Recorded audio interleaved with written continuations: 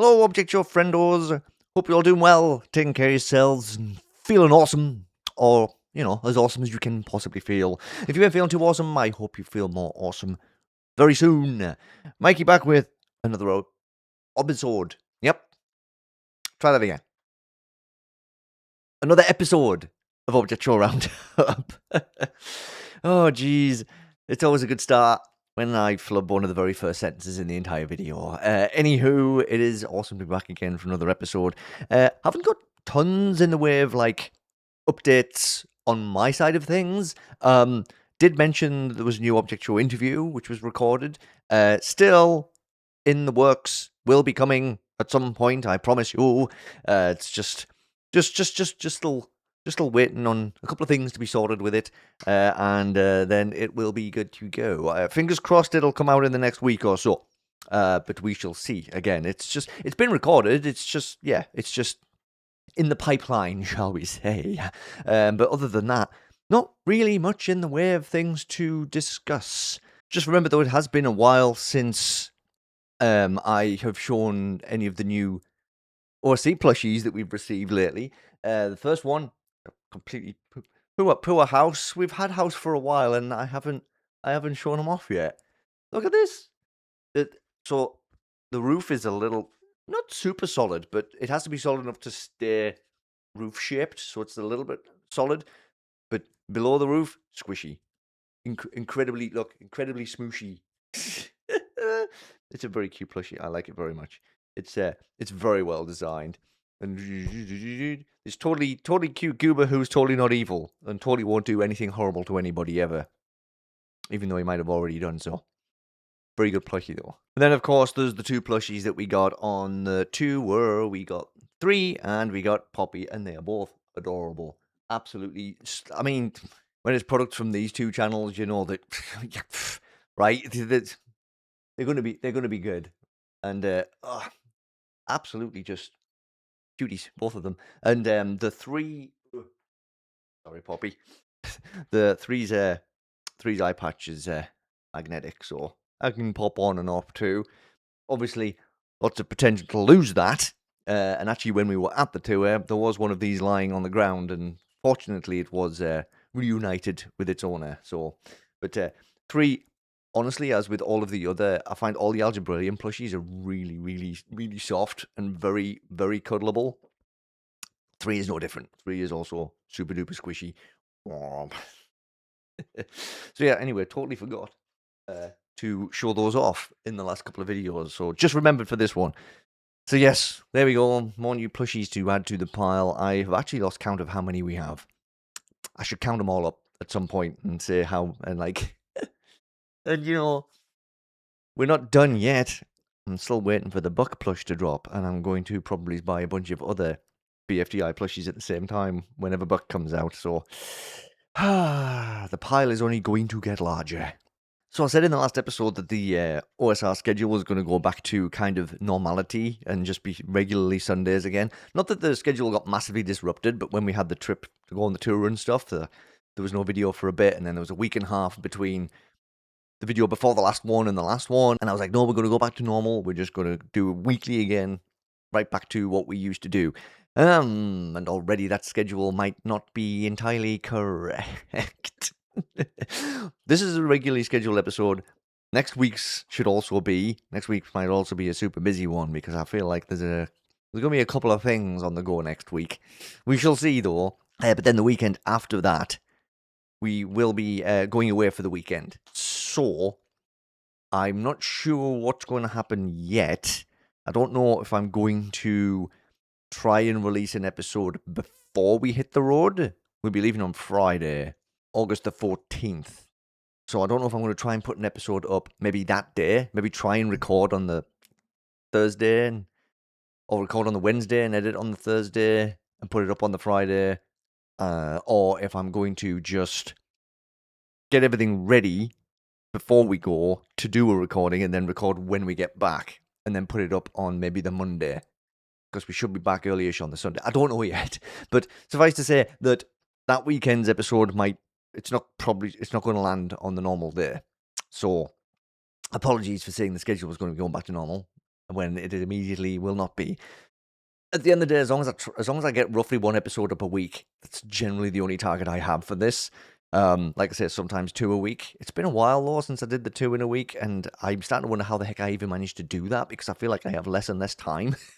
I don't know how I managed to squeeze all this time out before, but anywho, it's not super important right now, because this episode's still happening, and next weekend's episode should still be happening as normal. It's just the week after that.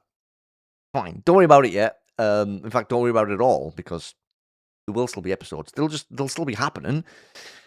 Just, they might not always land exactly when I think they will, or when you're used to them landing. I guess so many people don't really care about this kind of thing. It's just me overthinking it. That's usually my problem. Because the only thing you need to know is that OSR will happen at some point, roughly once a week. Maybe that's what I should change the channel description to. OSR, roughly once a week at some point. Alright, let's hop straight on over to AnimationEpic and Season 1, Episode 14, Remastered. Yes, The Great Escape Remaster came out. We did talk about this last week because they decided to drop it on the Saturday last weekend.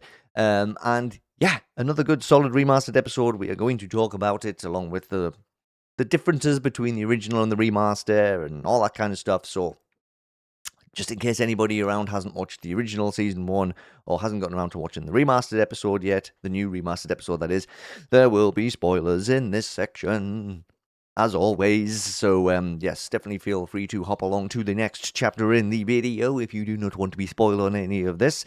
But if you are all good to go, then let us do this.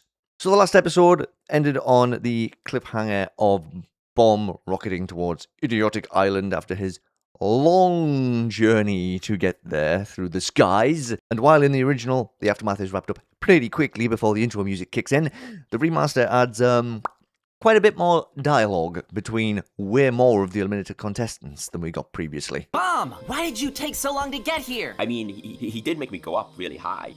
I guess that's as good an explanation as we're gonna get. Well, actually, there was another reason I didn't want to leave. But basically... Wow, this is amazing! We're free! After all those months of bouncing my rubber ball against the cage like the convict I am, we can finally make our great escape! We may be out of the cell, but we're not off this island yet. Now, let's not waste any time. We need to form a plan so we can finally leave Idiotic Island once and for all.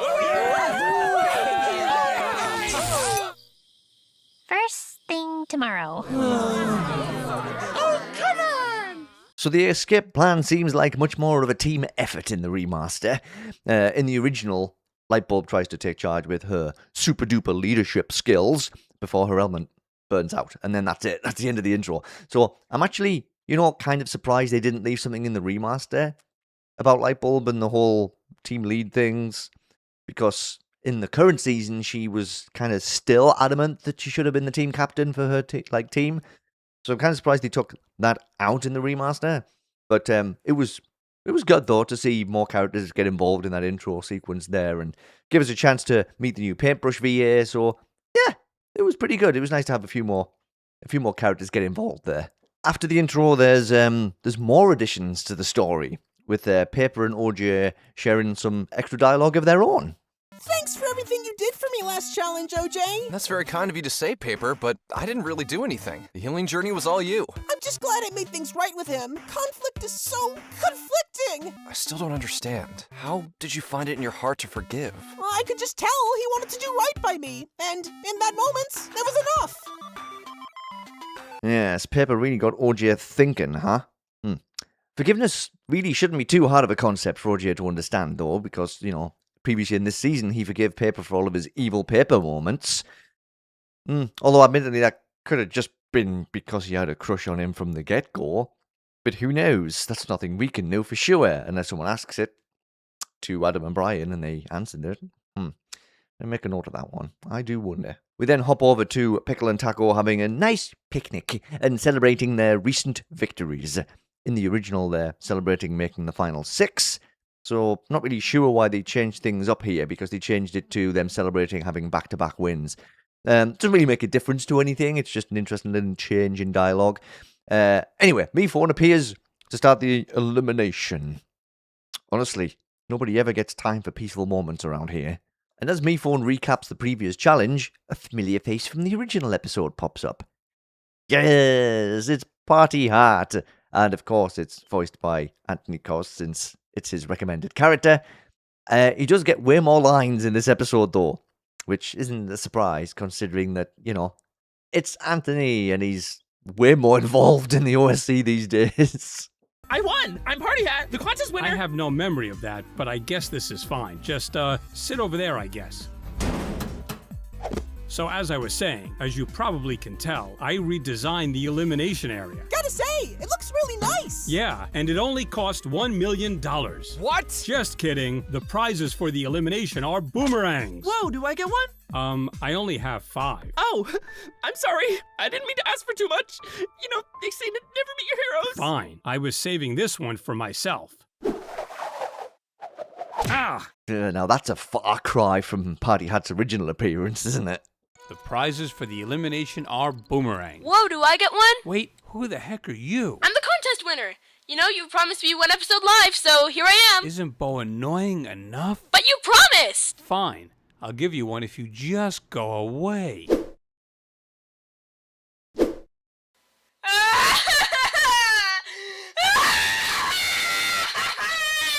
I mean, no offense to that original appearance. It was truly legendary, but also, ow, my ears. I also enjoy how in the original, MePhone knows the boomerang's going to come back to him, but in the remaster, he gets smacked in the face. I found that very funny, and I found it actually much more fitting for his character at this point, in my opinion. And the face smacks continue throughout the elimination.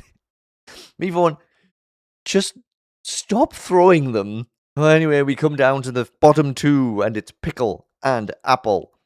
Do your thing, MePhone. The contestant who is eliminated is... Wait, can I say it? Come on, I didn't even get my boomerang. All right, fine. Apple? Okay. The contestant who is eliminated is... Apple! What? Wow, shocker. Wait, before I react any further, can anyone clarify what eliminated means?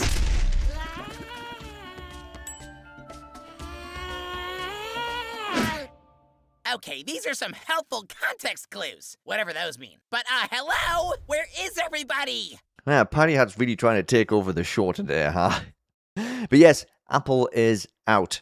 And though it wasn't mentioned in the remaster episode, she was voted out with 244 votes, which at the time was the most ever. Sorry, Apple. Guess you really did wind everybody up, didn't you? Okay, so here's where the plot in the remaster really diverges from the original. In the original, we cut to the eliminated contestants sitting in a tree boat, with Marshmallow asking where Salt is, before we see her swimming ahead so she can get to OJ because she's still got that big, massive crush going on. In the remaster, we start off with the same scene, but there's one pretty significant difference. Wait a minute, where's Bomb? Bomb, where are you going? I need to make things right with OJ. That's the main reason I took so long to come to Idiotic Island. Ah, a fellow gravity defier, I see. Whatever. We can just leave without him. You don't understand. If MePhone sees Bomb, he'll realize there was a prison escape. We've got to stop him. So we're starting to downplay Salt's obsession with OJ a little bit, and I feel like that's happened a couple of times in the remaster. So we've pushed that Salt story to the side in place of having a Bomb personality growth arc, which I like it. Honestly, it was never something that was addressed in the original season 1, obviously, because that's why the plot's different in this episode. But honestly, I hope they haven't completely strayed away from the Salt and OJ storyline, because it does still have entertaining moments, and it does still play a bit of a part in some of the other story beats. And I'm actually kind of hoping to see some of her reaction to OJ in papers like Closeness somewhere in this remaster. Like I said, I don't know if... I mean, they've definitely had some... There's been more Paper and OJ moments. Why don't I just say PJ? There's been more PJ moments in the remaster. And I'm still wondering if they are actually going to establish the relationship right here all the way back in Season 1 as the remaster goes on, or if they're still going to just leave it to be confirmed much later on as it was in the back end of season 2. I'm just kind of curious how they're going to do that. They might not even make the relationship canon this far back in the story. That might not be a thing that happens. I am enjoying the extra communication and dialogue between them both. It's just, I want to see Salt get kind of ticked off, because maybe they could even play it like Salt notices that they like each other before they do. That would be pretty funny.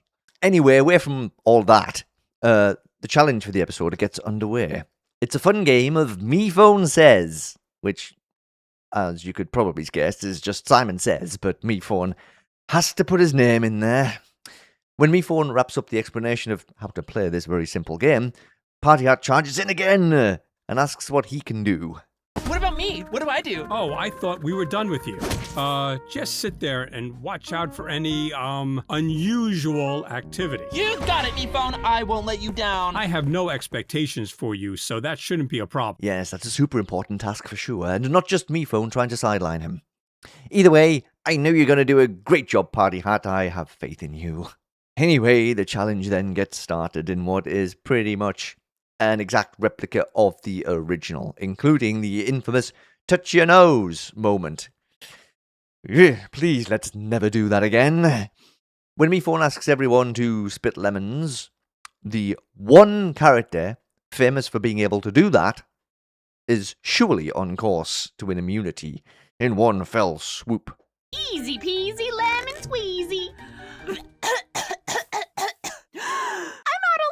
It's okay, Taco. You don't understand! I'm nothing without my citrus! Sorry I have to do this, Taco. Okay, since Taco won immunity last time, she can get one pass. That's her tool for the episode. Me Phone Says, do a handstand. Now, sit in this chair. Whee! I didn't say Me Phone Says. What? I thought we were playing musical chairs. Okay, Me Phone Says, hold your breath for 10 minutes. What? How did everyone else manage to spit lemons? Objects sure can do some wild and wacky things. But regardless of that, Bo's love of chairs leads to her dropping around, and while everyone tries to hold their breath for a painful amount of time, let's get back to the eliminated contestants. Bomb, get back here! I can't leave things off with OJ on such a bad note. I just want to say goodbye. Yeah, goodbye to our freedom! Bomb! OJ, you breathed. You're out. Bomb! You came back just to sabotage me again. What? No, I didn't. No, I was thinking about forgiving you, but you could just forget it! OJ, please. Wow, OJ, you really had to breathe? You know, little kids play this game, right? Kids don't breathe. Wait, what the heck is Bomb doing here? Oh, unusual activity. Me phone, I see unusual activity. I did my part. This means the eliminated contestants must be escaping. You have to stop them. Wow, I didn't realize how loyal you all were to each other. Actually, it's just because you didn't say Me Phone Says. Oh, well in that case, Me Phone Says you can breathe again. And Me Phone Says you have to stop the eliminated contestants from escaping. In fact, Me Phone says everyone back in, and also that whoever brings the most contestants back wins. Can I play? Can you stop asking for things? This is incredible. I can't believe I get to play. Oh, Bomb. Even when trying to apologize, you managed to mess things up for OJ. Keep trying, buddy. Maybe you'll get it right eventually.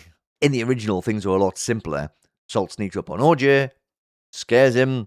Me Phone tasks everyone with the same new challenge. So, now it's time to round up some escaped eliminateds, with Party Hat helping out too.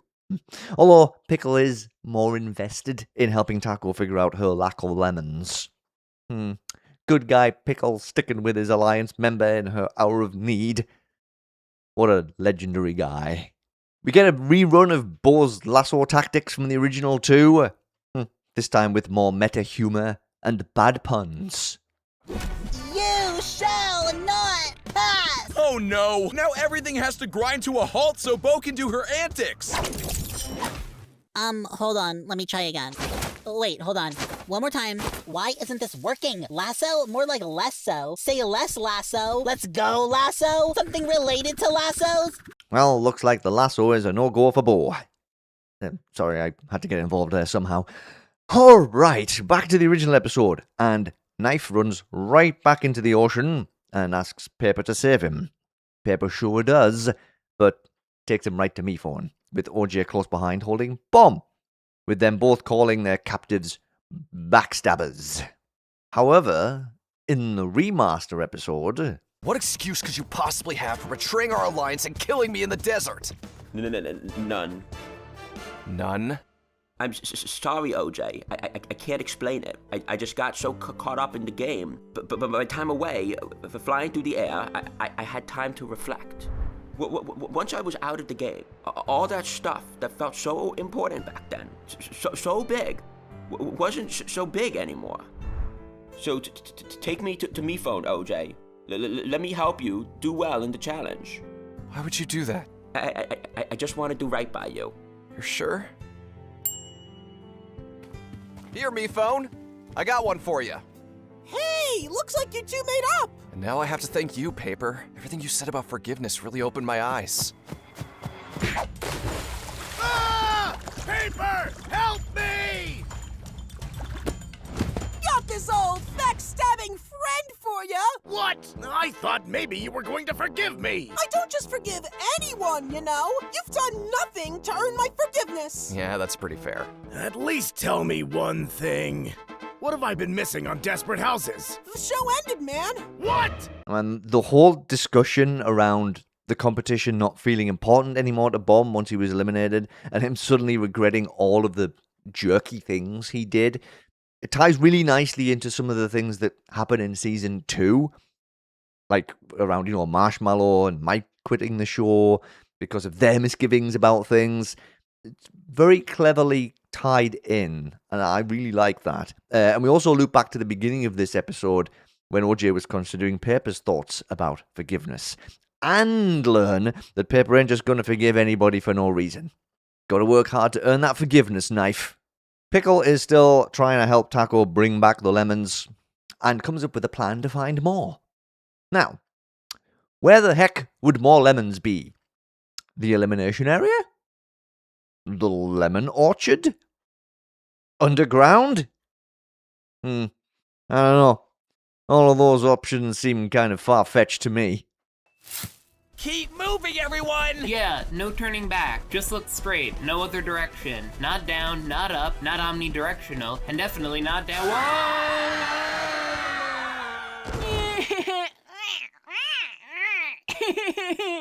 Here, I retrieved this for you. This is a stick. Isn't this what you wanted? No. Well, I guess the lemons weren't underground, but now a whole stack of the eliminated contestants are. And no, Party Hat and Bo gathering sticks doesn't happen until Truth or Flare. Sheesh. Thanks to Pickle and Taco's digging, they both win immunity for catching the most eliminated contestants. Wow, 3 challenge wins in a row. Very impressive. As for those pesky escapees, well, there's a handy-dandy clone of Idiotic Island just waiting for them to pay a visit. Sorry, everyone. Better luck with the next escape. Wait, hang on, I think we're missing a couple of people.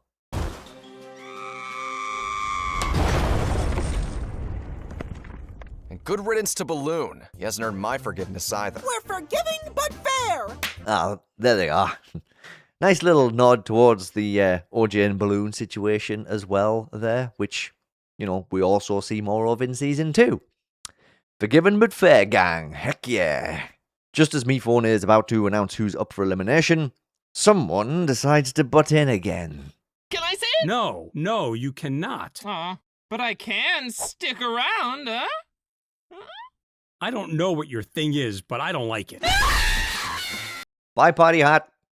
Thanks for hanging out. See you again sometime. Maybe.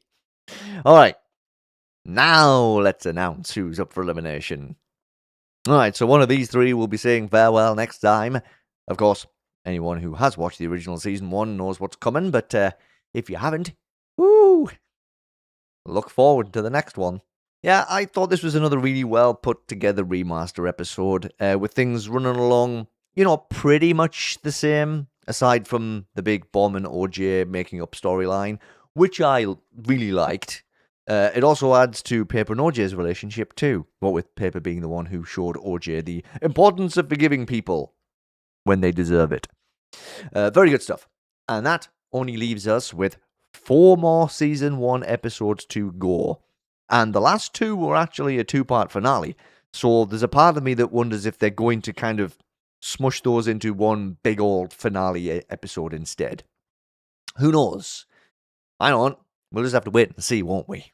Not quite done with the AnimationEpic updates yet, though, because they did drop one of the milestone rewards on the march to 1 million subscribers.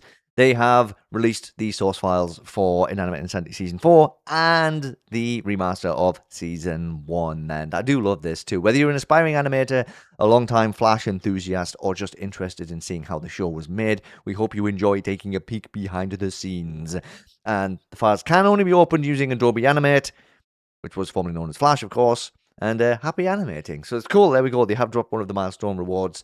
I know that a few people have already dug into those and had a quick poke around to see all the stuff that's in there. I think this is a very cool thing. It's really awesome that they share all of this stuff with the fans of the show.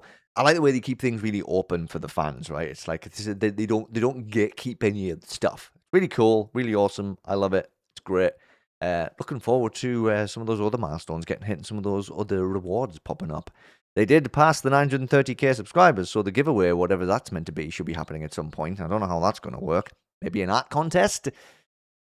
Who knows? All right, let's hop straight into another new show. Well, actually, it's not brand new. It's actually a reboot, and it is Last Object Standing from Be Awesome 1, or as I thought when I first went to the channel, BAO, and that just made me hungry for those delicious little buns, but it's fine. It's not food, it's Be Awesome 1, and that's fine and cool and awesome. Anyway, so yeah, this is a reboot. The original Last Object Standing series aired in 2015, before being cancelled after 2 episodes for, there was a mixture of reasons. By all accounts, the original show attracted some controversy due to the content, and BAO also just getting a little bit tired of it all. So let us see what this reboot holds. It's really interesting because some of the people who were actually in the original have returned for the reboot as well. But there's also some new people, new characters. We'll just see. And a lot can happen in 10. It's been 11 years, actually. Yeah, 2015. 11 years later, Last Object Standing has returned. Let's see what's in store for us here. But of course, before we do get started, I don't even know why I keep saying this. You all know what's coming. Spoilers. Maybe I just start saying that. There's spoilers on the way. This is your cue to move to the next chapter if you haven't watched Last Object Standing yet, and you do want to check it out without knowing all the stuff that happens. But if you are good, then let us proceed. And also a little warning before we get started outside of the spoiler warning. This is a slightly more mature show, so there's some swearing, there's threats of violence. I guess that's not really much of a warning because how many object shows have characters dying all the time, but definitely slightly more mature humor with regards to the swearing side of things. So just a heads up, be aware there is that kind of content in this show. So we kick things off with our host Ty getting psyched up to have his first crack at being the host of an object show competition after being a failed contestant, a lackey, and an angry reviewer. All references to previous shows on the channel, I believe. Time to get out there and be the best dang host you can be. Welcome to Last Object Standing. I'm your host, Ty, and for the next few months, 20 different objects from all over the world will compete in a series of challenges that will test endurance, wit, and cooperation. With each episode, one of the contestants will be eliminated until we reach the final 4, where the remaining contestants will participate in the final challenge in hopes to win the grand prize and bragging rights to become the last object standing. So, without further ado, let us meet the contestants.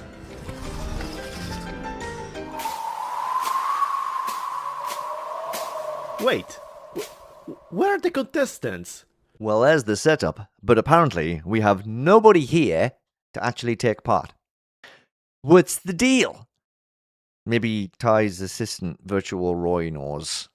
You see, because of the variety of places contestants come from and due to different time zones, the airport messed up the time flights and the majority of them will arrive at different times. Oh, you've got to be kidding me. The good news is they will all arrive today, just at random times. Well, at least there's that.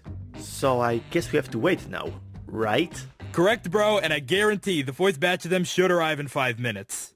Oh, cool. Sounds like we won't have to wait too long then. Maybe this show's gonna be over before it even starts. Wait. Maybe not. Hey there, dudes. Is this where Last Object Standing is taking place? Oh my goodness. A contestant! Yes, this is where we went to take off. I am Ty, and this is my co-host, Virtual Roy. The train should depart once everyone arrives. In the meantime, make yourself comfy. Far out. This would be like those old school reality shows, but cooler. Alright, now the cartridges hit the scene, it surely won't be long until we start meeting more new friends. Oh hey, what do you know? I was right. And that's why I think I am the nicest object of all time. I appreciate it, Kiwi, but you've informed me about this tale over 24 times during our road trip. Well, you don't have to be such a meanie about aspirin. Unless you want to be the very first object to be eliminated. Hey, Silkwan, are you the presenter of this fine show? Yes, I am. My name is Ty. Hi, I'm Kiwi. Nice to meet you. I'm the nicest object of all time and the future winner of this show. Hey, that's great. Maybe you can meet other contestants on the train. Absolutely. I need to tell everyone how nice I am and how Aspirin over here is such a meanie pants. Oh, hi there. I'm Kiwi. I am the nicest object. I applaud you for removing this loon from me. Okay, Kiwi. Here's the deal. Nice characters don't need to go around saying how nice they are. Everyone can just tell that they're nice by the way that they act. You can't just be Buck by claiming to be Buck. After Kiwi heads off to introduce themselves to everyone, we find out that Aspirin is a writer, known for their book, Intellectual of Unwashed Messes. Perhaps that's meant to be masses. I don't know. Either way, she definitely seems to see herself as more important than others, and that ego is probably not going to go down too well with some people. Ty isn't totally sure that's where he recognizes her from, though. No, I mean, I saw you on a different show. Weren't you on the Objects at... Ouch! My eardrums! Woo woo woo! It ain't no party like a G&B party. As in, my lovely glow stick and pineapple. You know it, sweetie. We rave till we are in our graves. Can you please tone down this ruckus? Yo, did you call my girlfriend ruckus? You wanna throw down, bruh? Wanna throw down? What? I wasn't talking about your girlfriend. I was talking about that dreadful new... Out of my way, meanie! I want to greet new people. Hi, I'm Kiwi. I'm the nice... Stop! Ow! Never mind figuring out where else Aspirin's popped up, I suppose. The party people have arrived. And they're already annoying everyone. So these two are a couple, huh? Well, that should make things interesting during challenges and eliminations. Will there be teams? Will they end up on different teams? Will they end up turning on each other? Will they both get kicked out of the show for being so irritating? The possibilities are endless. Band-Aid is the next to arrive, and they want to win the competition so they can open up a clinic to help injured objects. Oh, how altruistic. You see, Kiwi, this is how you be nice. Unfortunately, Band-Aid takes a bit of a tumble, and might just need some medical assistance themselves. Turns out the Band-Aid slipped in a puddle of icky grease. Ew. Where the heck did that come from? You, in a bush. Get out. Sorry, I couldn't help myself. I wanted to make a prank video before showing up. Hey, that stupid prank of yours put me in pain. Well, that's how pranks work. Oh, yeah? Gah! Sorry, that's just how pranks work. Lol. This is going to be a long series. Is this show going to be filled with weirdos? Hello, Mr. Necktie. I guess so. My name is Chili Pepper. I'm very nice and very evil. I came to this object show, Pepper, to win bags of money and buy myself a blimp. A blimp? Who wants to fly that piece of shit? No swearing, or else I'll put a curse on you. Ah yes, the prankster of the show has arrived. Hi, Dio. And the Danhausen of the show has also arrived in the form of a chili pepper. What a niche reference. But I can't say I dislike it. Gotta say I appreciate a Band-Aid sticking up for themselves too. Hey, what a well-placed kick. I definitely felt that one. Wannabe streamer Fedora's up next. But they're a bit, lost at the moment and can't find the train station. Maybe they can just follow whoever that is that just walked behind them. They look like they know where they're going. Who is that anyway? My name is Wings. I'm supposed to be on some weird reality show or something. Why, hello. Yes, of course. Let me see if you are on the list. Aha! I see you there. Come inside the train and meet some... That is so robust and moist. These contestants just get weirder and weirder. Wings doesn't seem super keen on even being here. Although, for $1 million, a lot of people would do things they don't want to do. And, Fedora, please don't lick people. That's super rude and mildly inappropriate. Ty tries to usher them both onto the train, but before they can even move, Siren comes barging on through and heads right on over to endear himself to Pineapple and Glowstick by complaining about their music. Yeesh, this guy clearly ain't here to make friends. Ty, meanwhile, gets in touch with someone called Stop Sign to come and help out with the mayhem. And he arrives just in time. You're asking for it, you son of a... Whew, things were about to get ugly. Well, uglier. Personally, I'd say that kind of behaviour is grounds to be kicked out of the contest. But I'm not the host. It's okay though, Dio has a plan to keep Siren under control for when he wakes up. Hey, is that Dio and Band-Aid starting to get along? Well, at least there's some positive relationships potentially forming around here.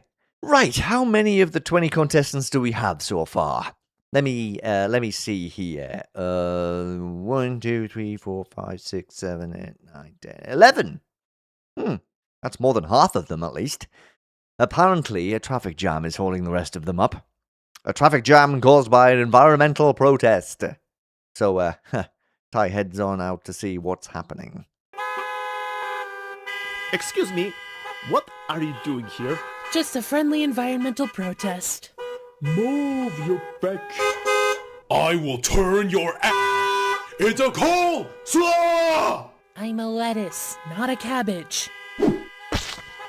Yeah, very friendly. Listen, I have a competition to run and you are blocking the way of contestants to join. Is your show by chance called Last Object Standing? Why, yes it is.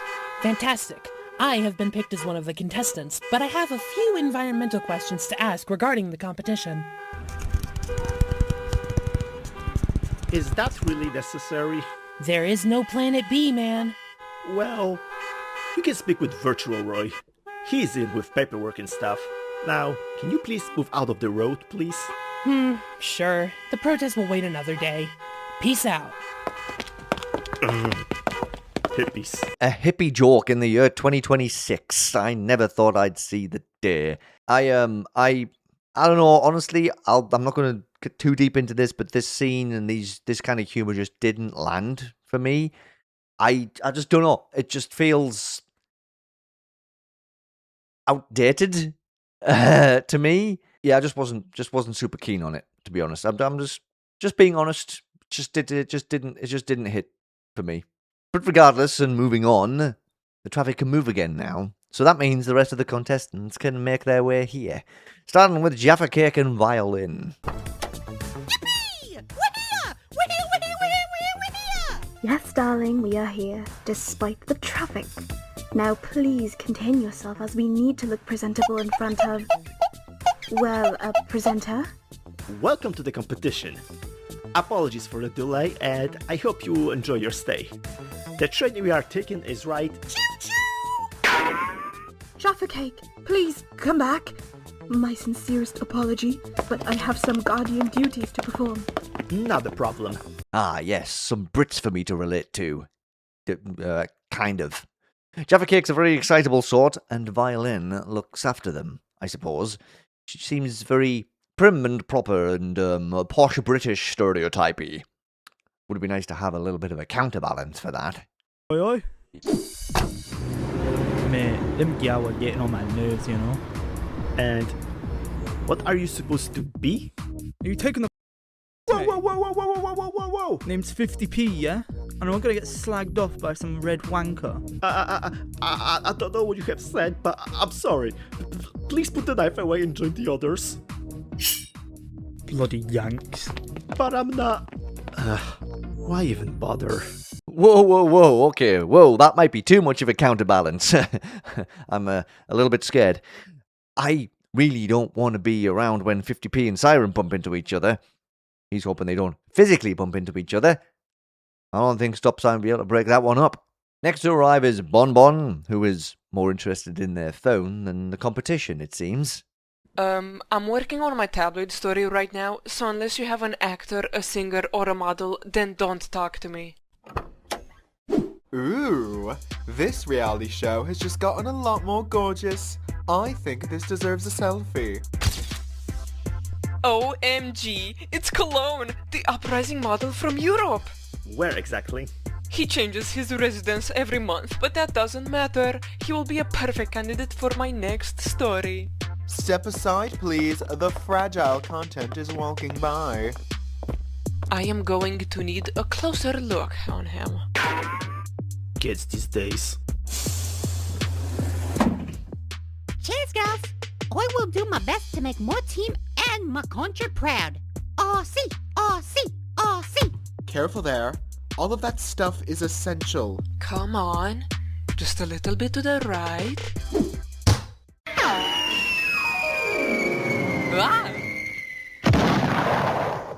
Oh my gosh, are you alright? Well, I'm fine and all. Not you. My luggage. I have a lot of good clothes in there. Crikey! Sorry about that, lad. I'm Fairy Bread. Nice to meet ya. Ugh. Please don't speak to me. Your accent is truly grating my gorgeous ears. So, a wannabe journalist, a model, and an Aussie walk into a train station. And chaos ensues. What? Were you expecting a joke? 50p does not like the look of Fairy Bread and drops some more, unsavoury language. And gets told off by Violin, since poor Jaffa Cake shouldn't be hearing things like that. But I'm a grown-ass woman. Oh, pardon me then. Now, when Ty said there'd be contestants from all over the world, he really wasn't kidding, huh? And that continues to be proved with the next contestant. Dzień dobry.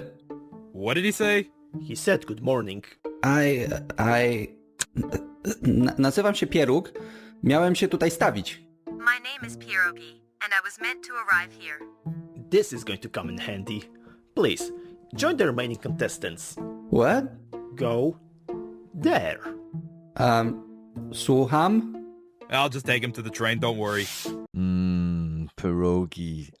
Sorry, I already told Fedorov for licking someone. I really shouldn't be thinking about doing the same myself, should I? So, if my Mikey maths are right, that puts us up to 19 contestants. Only one left to appear, and it's, Burberry. Well. The best was certainly saved for last. Took you long enough. Contestants are waiting impatiently. I could give two what these broke asses feel. Hey, can you tone down with the swearing, please? The network is going to find us. The network is gonna find us. Listen here, you see how thick my wallet is? It's almost as fat as your mom. Meaning I can do what I want and say whatever I want. And there is nothing you or that stupid network can do about it. Dude, this guy is such a jerk. I agree with that statement. Takes one to know one, doesn't it? Sip it, you. This is my competition? What do we have here? that biggest extra virgin since olive oil, a rejected candy mascot, and a testicle. This is gonna be so easy. And the winner of the Jerk of the Tournament award goes to that guy. If he already has so much money, why the heck is he even competing? Huh? Ugh. Gotta say, I do like the pun of the character, though. Burberry being, you know, that kind of fashion style, but also them being a bury. Funny. That simple but funny. Guess they can all get going now, though. Finally. And while they all get settled, it's time for us to meet a side plot over at the headquarters of Edible Objects, Inc.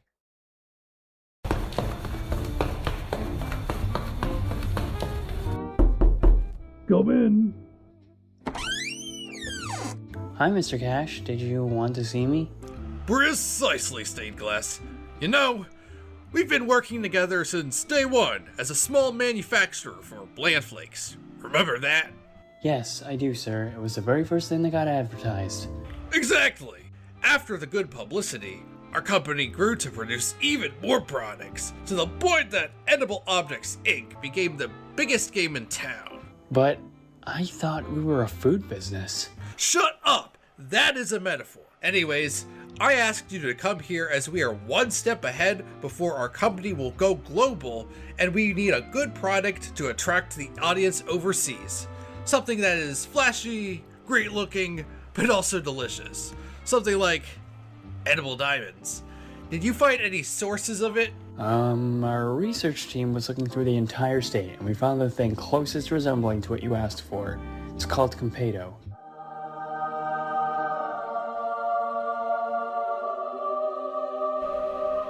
This is the greatest thing I have ever seen, and it is in our state? It's in the underground mines. We have to dig a bit. However, the results should be fruitful, despite it not being a fruit. Then what are we waiting for? Let's get the crew going and become the richest organization of all time. There is a problem, though. The area this mine is located in is currently occupied by the reality show Last Object... Mr. Cash? Is everything alright?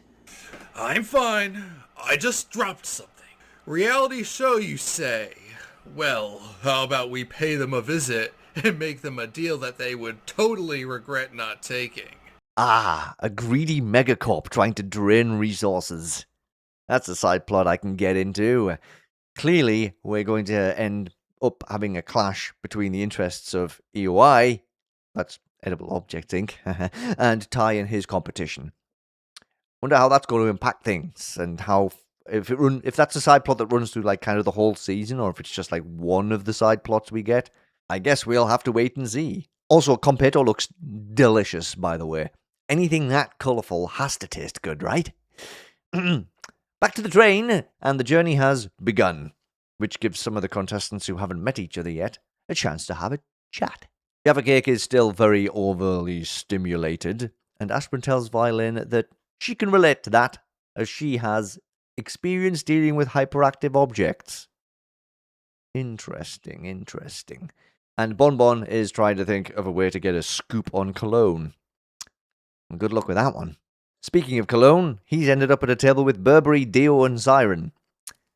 Ugh, probably a bit too much of a rough environment for him, if you ask me. Especially since Siren is starting to get heated up again. Yeah, and us the respect. Don't you mean show? I'll show you these hands if you don't shut up! Yeah, as if I'm gonna respect a lower class trash, who instead of getting a job, they would rather win money in some TV show. Oh, you better watch out with who you call trash. Bite me, caveman.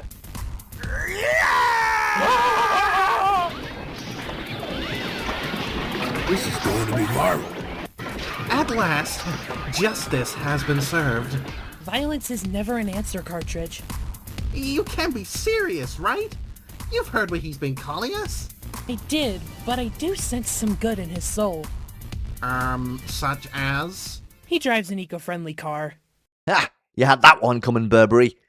And as for Lettuce, well, my hope for them is that they either completely stick with their good vibe stuff and end up positively affecting people around them, you know, giving me kind of Clover from Inanimate Insanity vibes, or that they get so utterly wound up by all of the horrid people in this competition that they snap and go full-on horrible as well. There's no in-between. It's got to be one of those two things. At Lettuce's table, Kiwi asks something we all want to know. Why did everyone sign up for the show? I wanted to use this show to voice my concerns about the environment. I have student loans to pay, and the prize would cover it all. Then I can finally move out of my parents' house. I thought this was a job. Well, I, Kiwi, the nicest object of all time, have a destiny to fulfill. I have been watching every reality show in existence, and I found out that every contestant that wins is a nice object. And based on that fact alone, I will win the competition easily. Well, Lettuce and Cartridge have pretty good reasons, while poor Pierogi completely misread the situation. As for Kiwi, look, I said this before, and I'll say it again. Just because you say you're nice doesn't mean you are. Frankly, my dear, you're coming across as more condescending than nice. So the best of luck to you, but don't be surprised when you're given the boot. Glowstick, Pineapple, 50p and Fairy Bread are playing Never Have I Ever. And never have I ever played that game myself. But they look like they're having fun. Mostly. Alrighty, never have I ever read my partner's text messages. Well, time to chug another one. Cheers! Lass, you aren't taking a sip? Nah, my sweetie checks my messages to make sure I am not cheating on her. That's a bit controlling. Nonsense, that's how we build trust. Isn't that right, my bright lover? It is utterly raving, sweetie. Pineapple, my buddy, my man, my dude, you need to get out, and you need to get out now. That is not a functional relationship. That's being held hostage. Over to the final table now, and Wings has something to ask Band-Aid after they find out about their medical background. If I win $1 million, will you be able to put arms on me? Bold of you to assume that you would win.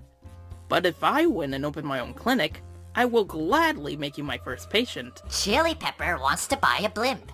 Man, the prize is truly life-changing. $1 million? Life-changing?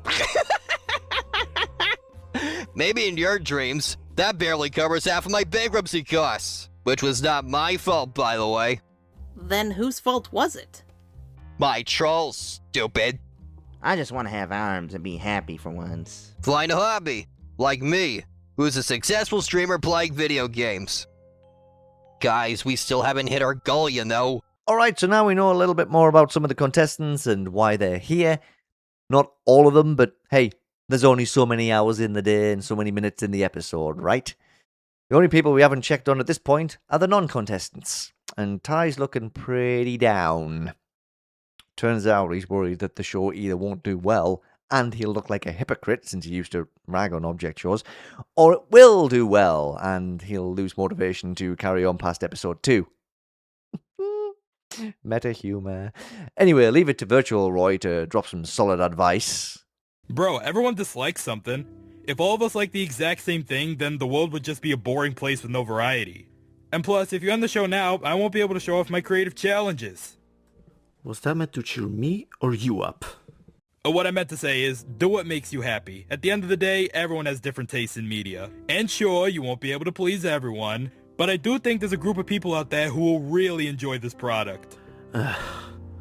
I suppose so. At the end of the day, only time will tell.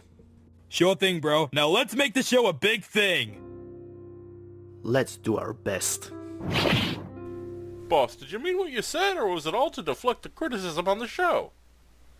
No, it was all honest and... Stop sign.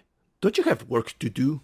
Don't worry, boss. Everything is A-OK-ish in there. I'm not finished with you! In the name of the law, please behave. Get this steroid muncher away from me! Should we cut to the credits? I'll paint that train with your fruit liquids! Please do. As jokey as most of that scene was, what Virtual Roy said is very true. Not everyone's going to enjoy everything, except me apparently. And as long as you're making what you want to make and you're happy with it, that's the main thing. And if some other people end up liking what you make, well, that's just a nice little bonus. It is a shame that Siren's fighting instincts ruin the moment a little bit, but what are you going to do? After the credits, we see someone called Steak pop up, and they sneak a glance through someone's window and spot Aspirin and Ty and recognizes both of them. Interesting. And I'm sure this ties, no pun intended, into previous shows. I did do a little bit of digging and found that both Steak and Aspirin were characters in a show called Objects at War. And Be Awesome was the recommender. And that wraps up the first episode of the reboot of Last Object Standing. Gotta say, there's a lot of interesting things going on here.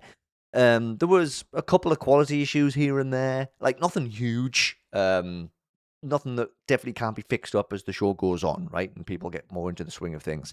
I did also enjoy the majority of the characters and a lot of the humor. But, like I said, a few things did leave me a little bit cold. I'm not super keen on how Lettuce was introduced, and also 50p as well. I feel like 50p and Lettuce both need some. They both need a good chunk of character development outside of just being a hippie joke and a walking British thug joke. Yeah, again, just my opinion. It's like I don't. Not up to me how the show is written. It's just my own personal thoughts on them.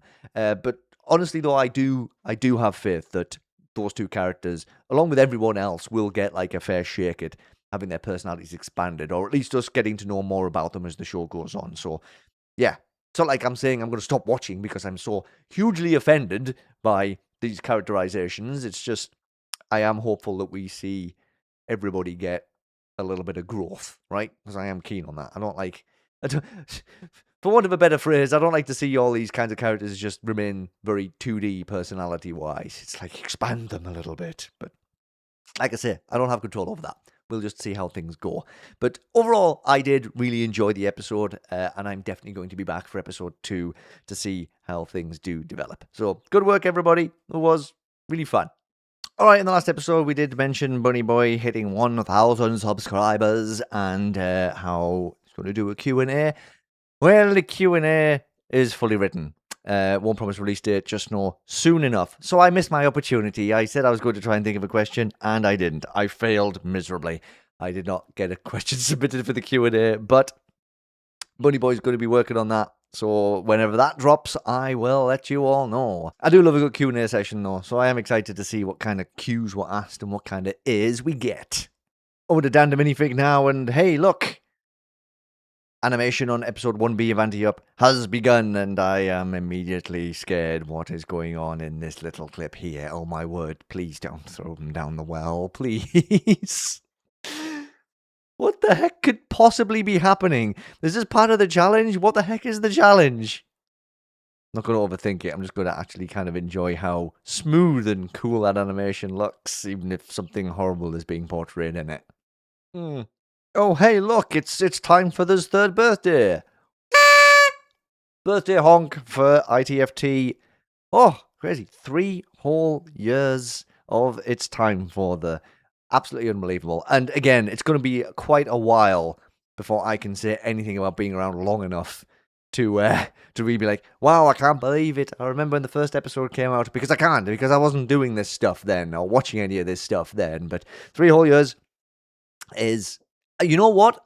It doesn't sound like a lot of time, but that's a good chunk of time, honestly, to be spending on on one specific show, especially something like YouTube, right, where things tend to come and go, and we joke. It's joked about quite a lot in the OSC that some people do like 2 episodes of a show and then ditch it. It seems to be a common thing. So when a show really sticks it out and sticks around and does really well and builds up a really big, cool following of people, cool, it's awesome, love to see it. And he's for another 3 years and more, potentially. Well, we'll see. All good things must come to an end eventually, but hopefully ITFT is not as close to the end as it is to the beginning. Alright, we got an update from DoggyArts on Eyeball Battle, the show episode 5. It's coming out on August the 15th. You know, earlier in the video, when I said we were going away for a weekend, that's the weekend that we will be away. So, dang it. Well, you know, it gets to the point where when you start following so many things, of course stuff's going to come out when you're not around. What am I going to do? This is very exciting, though. I am still a little bit dubious about that episode title. Feels like, you know, it's the kind of thing that Eyeball would say. I'm gonna make this competition show last forever because I never want it to end and I'm enjoying your company too much. So I'm going to find a way to keep this going forever. I don't know, that's just a little mini thing that I was thinking about in the back of my brain there. But it could just be because they all really like each other, and even when the competition's done, they want to keep hanging out, which they were kind of doing already. I don't know, I'm just talking nonsense. Regardless, the episode's out on August the 15th. So yay. And that wasn't the only update from DoggyArts. We also got this one. OSC UK Hangout is back next year, March the 20th and 27th. Look at that. Manchester on March the 20th, London on March the 27th. There will be some more updates coming out in autumn. Very exciting. It is really cool that there are other OSC events kind of popping up all over the place. One of my little dreams would be to set up a few around where we are, but you know, it's the usual thing, isn't it? It's like finding a place to do it, and obviously having a little bit of money to put it together, and like, you know, gathering enough interest to make it be a thing that's actually possible and doable. But it would be really fun to do something like that. But it is really cool. We've got this UK Hangout happening. Obviously, there was one in Singapore as well, not too long ago.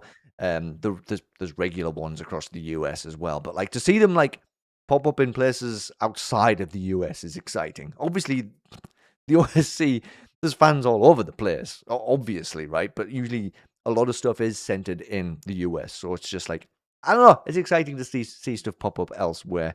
Maybe I can get a few Canadian ones up and running at some point. We'll see. I would really enjoy trying to do it, or at least helping to do it. Stay tuned, I guess. You never know. And Fusion Animations just literally, as I was recording this video, dropped another teaser trailer for Object Invasion 8, and we got this at the end of it. It's coming out on August the 12th. Which is the same week we're going away for the weekend. Oh gosh, why does everything have to be coming out at this time? Nobody ever thinks about Mikey. I'm kidding. I'm joking. I'm sorry. I feel the need to specify, even if it is kind of obvious. It's like the world does not revolve around me. Of course it doesn't. People release things when they're ready to be released, and this is when Object Invasion 8 is coming out. And if we do get the usual lock version, which is Object Invasion from Fusion and Object Lockdown from Wuggolo, then that means that Object Lockdown 15 may also come out on the same day. So we will see if that does come to pass. So that means, okay, the next 2 weeks are going to be pretty packed, I think. I think it's going to be quite a time for me, and I don't think I'll be getting around to many new shows. So apologies in advance for that. I am really excited for Object Invasion 8, though. It's going to be quite a time. Well, hello there, i517. Hello there, Oak4 Update. The line's almost done. All right, cool. It's just. I know. It's a small update, right? But everything. As soon as you see someone pop up and they just post a little thing and say, "Oh, things are happening," it's just a nice little reminder for certain shows. If you haven't seen anything pop up from them for a while, it's like, oh yeah. I mean, honestly, I go through everybody's channel every morning just to see if they've posted anything. So it's like, I tend to not miss things, but it is just super cool. Just like little updates can be big updates for some people, you know? Some people have been waiting for an episode of a show to come out and they just see someone post something like this and then they just like go, yes, that's made my day. You know? Hey, everything makes somebody's day. Every update is a valuable update. Oh, look, it's another birthday. And it's not a birthday of a show this time. It's JammedJacket's birthday. Happy birthday, everybody. The big 1-8, huh? That's it now. You're cooked. You're old. You're done. You're washed. You're over. That's it. You're an adult now. Time to go.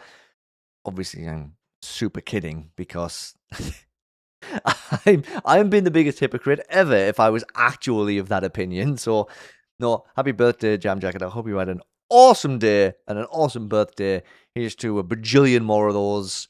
And you'll be the oldest person on the planet and just all-knowing and never-ending. Or maybe not. Anyway, I hope you had an awesome day. All right, we got another cool and awesome Object Show episode 2 update from Meta. And yeah, this is an interesting one, this one. Guys, I won't lie. I genuinely just lost all motivation to work on the show. Got scared when I read this first sentence. As you may know, if you read the message on the Discord server or tuned in the live stream yesterday, which I didn't get the chance to do, dang it, I don't even know how it happened. I guess I got too carried away without the stress of a release date or whatever on my back. But it caused me to miss updates for like 3 entire weeks. Yeah, sorry about that. I'm still working on it. In the coming weeks, I'll be working on it a lot more. Only 14 scenes are storyboarded and written. None an apology. I don't need to apologize. But it is interesting because the amount of times I've talked about the pitfalls of giving yourself kind of the deadline of a release date for an episode, I guess this is kind of the flip side of that now. And if you don't give yourself any deadlines, it's easy to kind of maybe lose sight of doing anything.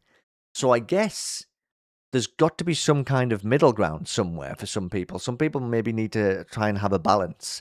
And I don't think that necessarily involves still forcing a release date out there to try and, make yourself get it done by the release date. I don't think you necessarily need to do that. But maybe giving yourself personal deadlines for things. I know it's all these different mentalities, right? And everybody has different methods of doing things and different methods of being productive.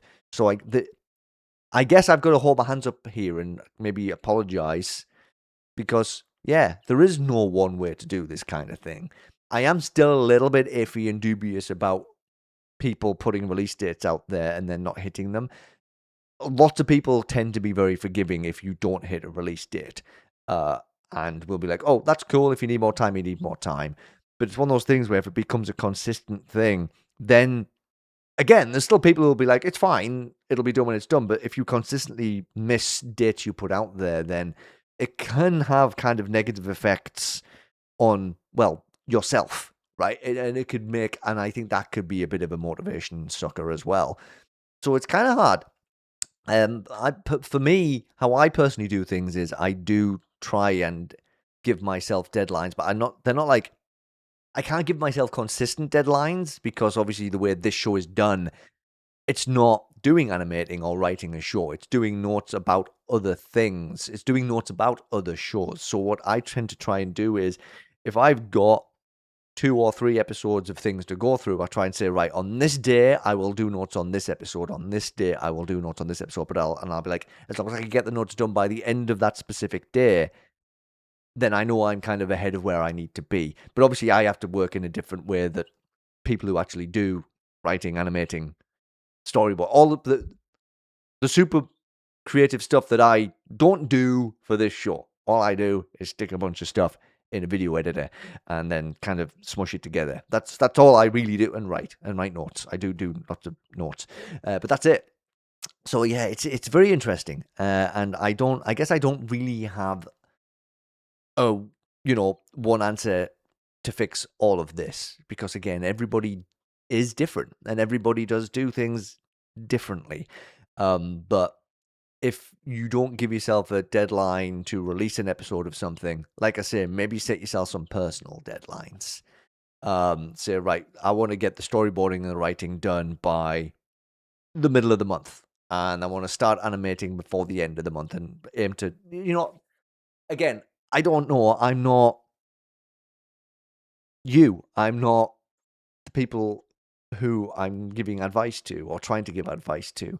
And it's one of those funny things because it's how I've always done this. Every time someone's talked about either missing a deadline or losing a bit of motivation. And now I feel like I've thought about it a bit more. It's like, yeah, I guess I can't really just give pointed advice that fits every single person. But I will still obviously give all of the support and the understanding to people who do miss deadlines for stuff and who do start kind of dipping in motivation a bit. I do still want to try and uplift people. That's kind of the whole deal. But when it comes to the advice side of things, again, maybe I'll keep maybe suggesting little things, but I'm not going to try and like be the overarching voice who thinks they knows everything.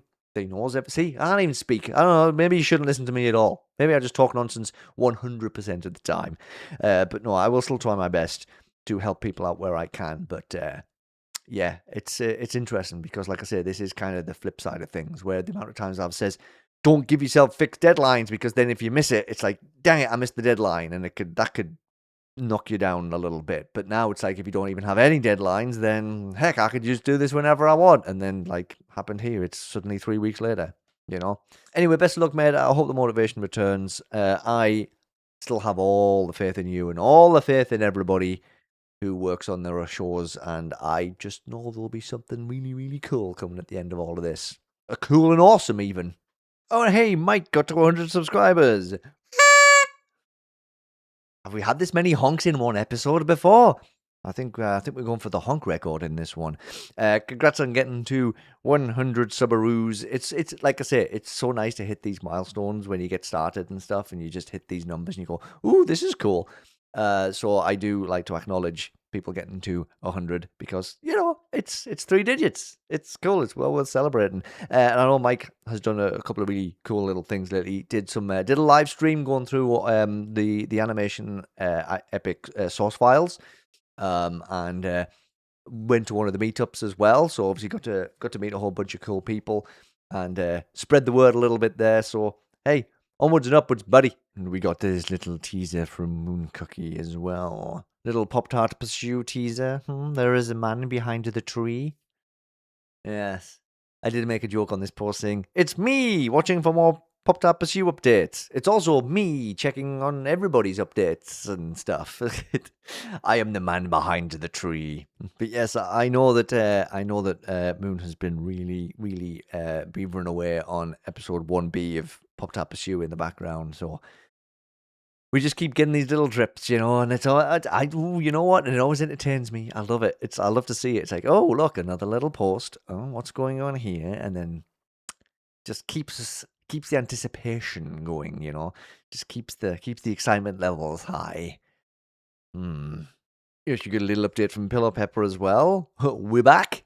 12 of 23 scenes animated. 12 of 23. That's more than halfway. And I was saying, hey, popcorn and bookmark at a bus stop?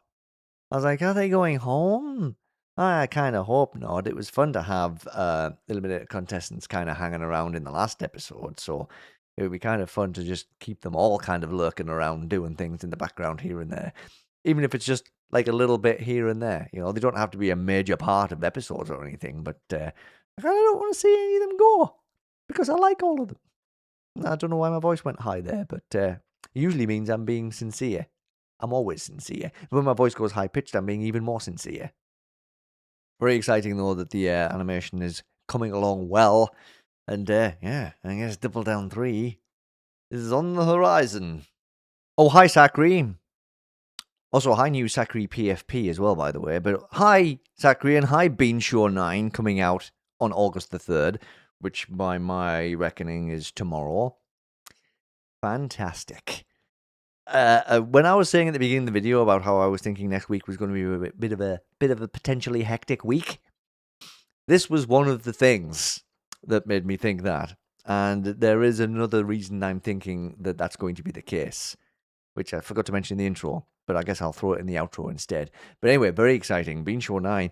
But my concern levels are rising, because Beanshaw is equally one of the, like, funniest shows and also horrifying shows. It actually spawned the dark counter, so maybe expect to see that number go up as well in the next episode of my show. Oh boy. All right. I'll see you on the other side, everybody. All right, we also got this super fun update from Swag about a baseball cap from Object Breakdown. The Horse of Object Breakdown baseball cap was inspired by a custom branded hat I got for myself in 2021 featuring my old alias. Thought it'd be funny to draw them both together. I love I love the expressions on those two caps' faces. That is so funny. Progress on the latest episode of the series is right on schedule, and more are to come. Don't worry, we haven't reached the final just yet. Stay tuned. So, Object Breakdown 9 is not going to be the last episode of the show. There are going to be more episodes after Object 9. Object 9? Object on the Brain. After episode 9 comes out, we will be getting more. Anyway, I just love. See, this is the kind of update I love. It's got a little bit of a random fact in it, and also an update on the show. I love that. Super fun. All right, over to Grapey now. And if you recall, Grapey said if he got to 200 subscribers, he would drop the final teaser trailer for Objective 2. Well, Grapey got to 200 subscribers and we got the final trailer.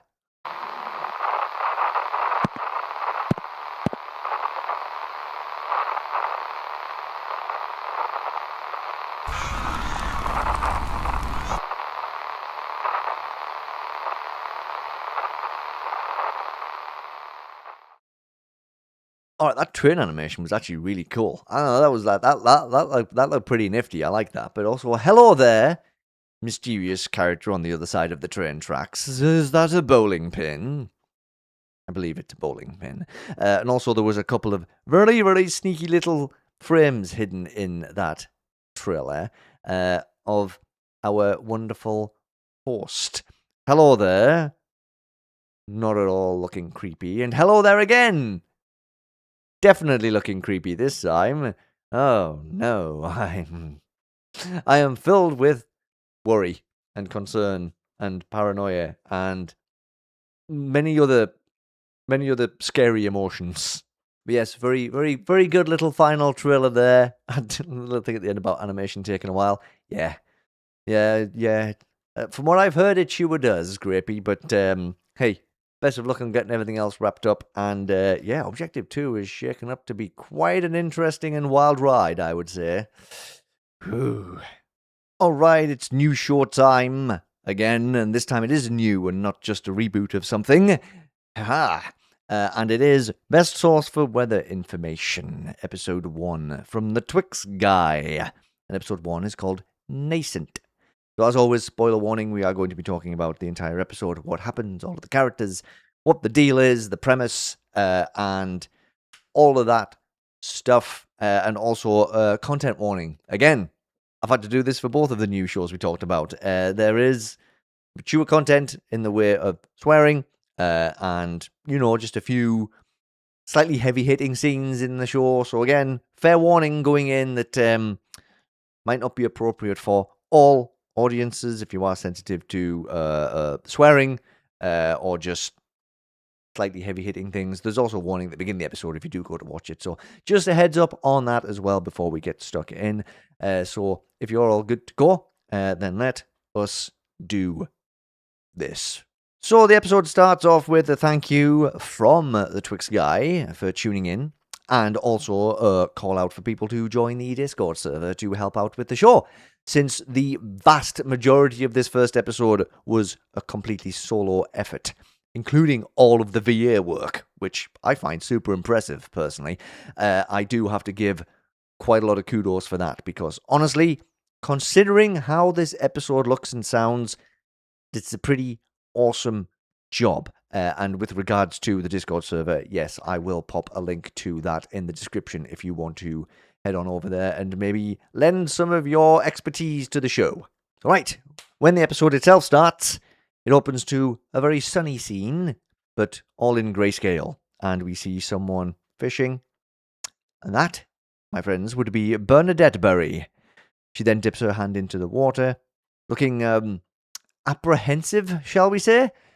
And after a brief title screen, we get thrown into colour. Ha! And Bernadette's thoughts are interrupted. Hey, Bernadette Berry. Oh, hi. So, what's up? I don't know. I just wanted to see some beauty before it all goes away. Oh, yeah, that's why I also came here. Shirley Temple said she needed you. Why would she need me? Well, Shirley Temple said we need to get everyone. Big emphasis on everyone. She put a really big emphasis on it. Oh, okay, then we should probably go then. I mean, if you want to stay, we can stay a bit longer.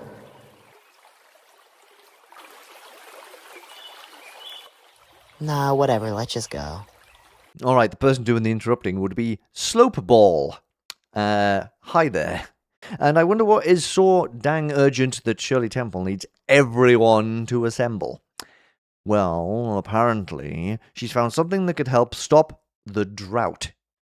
Okay, well, now we're starting to see our plot coming into view, and also have an explanation as to why the name of the show focuses on weather. So as these two new friendos walk and talk, Slopeball says that Shirley Temple has found some kind of barrier that needs to be broken, which makes Bernadette Berry wonder why she was called up, since she's not very strong, unlike Bunker. Oh, do I detect a crush? Gotta admit, Bunker does look pretty sturdy. When they get to where Shirley Temple is, she's a bit exasperated at how long they took, and she ain't here for excuses either. Whatever. We're just waiting for Vinyl and Percocet to get back. Okay, but why don't we just start trying to push it now? Why would we waste our energy on that? Well, what else are we gonna do? We're low on energy anyway, because it's 120 degrees outside. I don't care how hot it is outside. We're waiting here until those two get back. Okay, if you're so damn sure that this is mighty indestructible unless we're all here, let me see the thing. Are you serious, dude? Yeah, we're gonna need everybody here to destroy that. Do you not see it? Dude, it's literally a giant glass pane. I mean, a hefty stone should do the trick, right? Or a hammer? Somebody surely has a hammer. Or just throw a Slopeball at it. You've got so many options. Well, regardless, Percocet and Vinyl then arrive, and Shirley Temple also quizzes them on what they were up to. I was on top of the mountain. Literally, why the hell could you possibly be on that mountain right now? I was farming. It's 120 degrees outside right now. What are you talking about? Okay, yeah, so I think I might kinda adore Vinyl just a little bit. That'll be the one brain cell character for this show. Also, really do love these character designs so far as well. Percocet with the one swirly eye. I love swirly eye characters.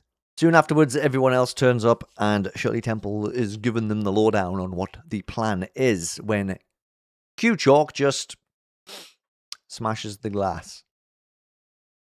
I mean, yeah, it wasn't that hard, was it? This does lead to an argument between those two, though. But hey, while they're yelling at each other, we can meet some more characters. Well, this isn't good. They always do this. It's just not even new at this point. Pancake, what are you doing? Me?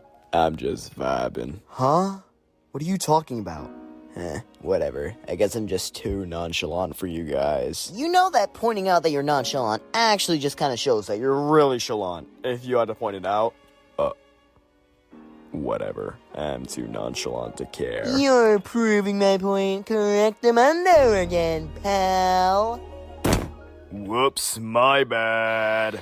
Periwinkle Bucket and the super nonchalant, actually super chalant Pancake there. And Q-Chalk just keeps stealing Shirley Temple's thunder today. Went right on ahead and pushed that button. So, what did it actually do? Well, it seems to have either teleported them somewhere entirely different, or just the same place with a wild new colour scheme. Before anyone really gets the chance to get their bearings, Pancake decides it's time to take centre stage again. Have you seriously been doing that pose the entire time? Huh? What? I can't hear you. I'm just vibing. I will get mad, but that's kind of impressive, I ain't gonna lie. I lied. Lol. I don't think they're lying. What? I don't think they're lying. But he literally just said he lied. What are you talking about? Well, I think Pancake is lying about lying. Oh. What? Yo, this is just glaze, man. You're just glazing him, bro. You're just a glazer. Another glazer in this glazer world, bro. I swear. Man, y'all arguing while I'm too nonchalant to care.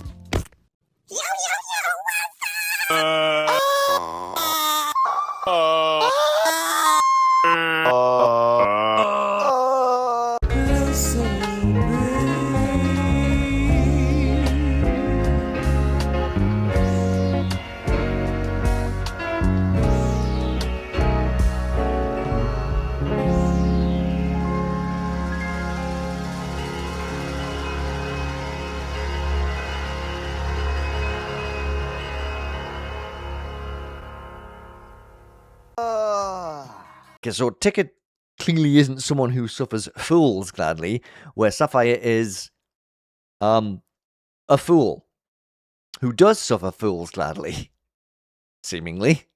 And after that, we do get a super zoomy run through everyone else, starting with Butter.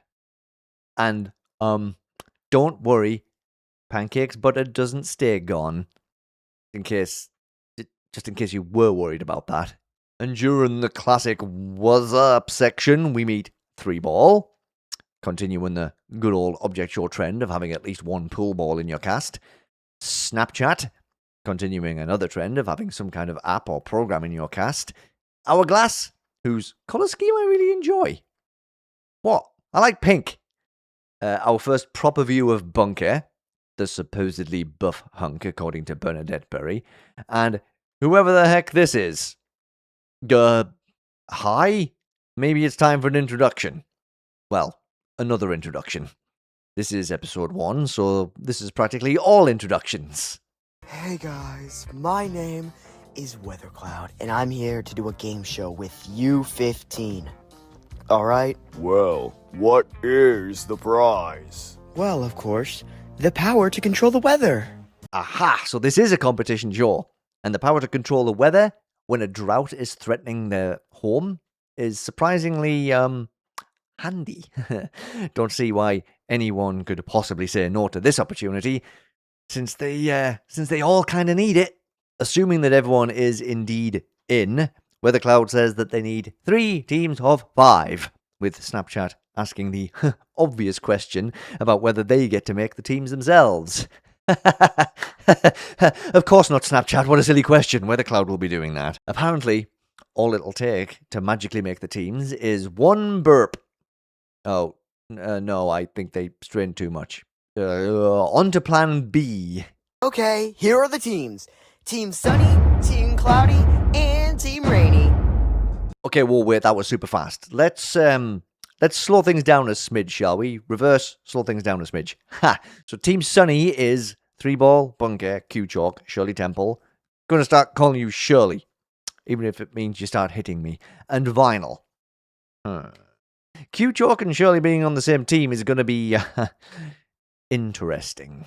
Team Cloudy is Bernadette Berry, Butter, Hourglass, Sapphire, and Snapchat. Not too much I could say about this bunch quite yet, but from the brief interactions we've had with some of them, I'd say there's a lot of my favourites in this team.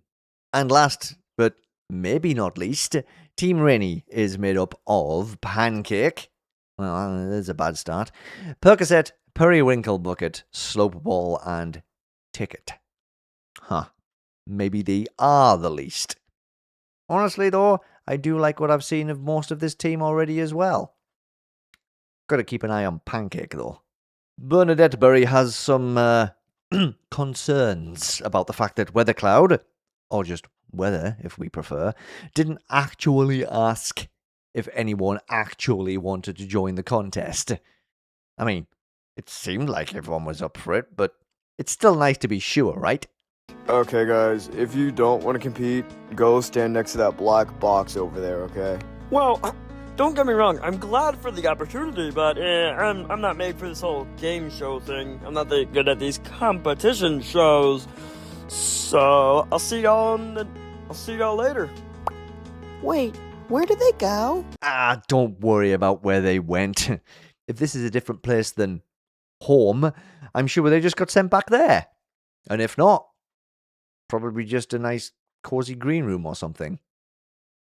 And if that's how the eliminations are going to work, then that's a load off my mind. Even if I am definitely taking some liberties in my own brain. Now, on with the show. Alright, let's get to challenge 1.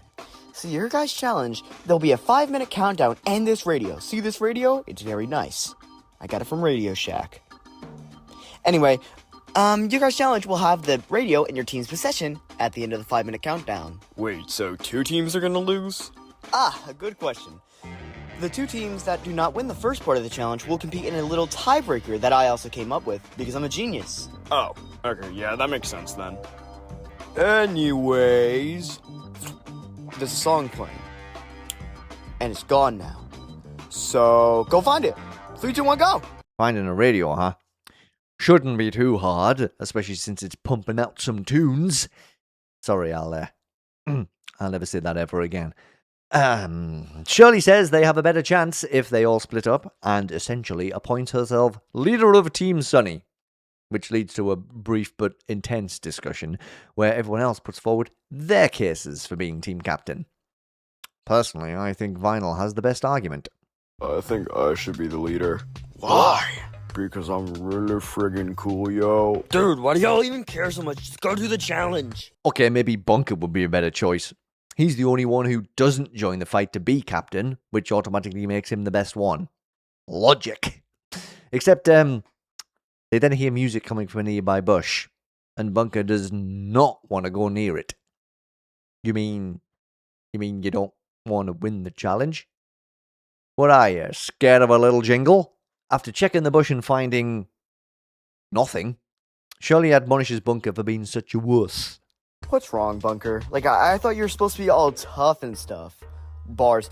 I've heard Bernadette Berry say a lot about how tough you are. What? Yeah, she's always talking about how buff and muscular you are and stuff. How do you know that? She doesn't even talk to you. What y'all don't know about me, I have the ears of an elephant. Bernadette Berry would be so disappointed in Bunker, I am sure of it. So maybe Bunker wouldn't be the best choice for team captain either. I also got to make a note not to spill any of my secrets within 10 miles of Shirley. She hears all.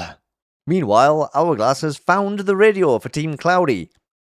Apparently, they swiped it from a bush while Team Sunny was arguing with each other. Well, that explains that. Just need to get it to weather now. Elsewhere, Team Rainy are just sitting around. Idealists. Come on, guys, just look around or something. Just sitting in a circle of uselessness isn't going to get you anywhere. They do notice that Pancake's missing, though.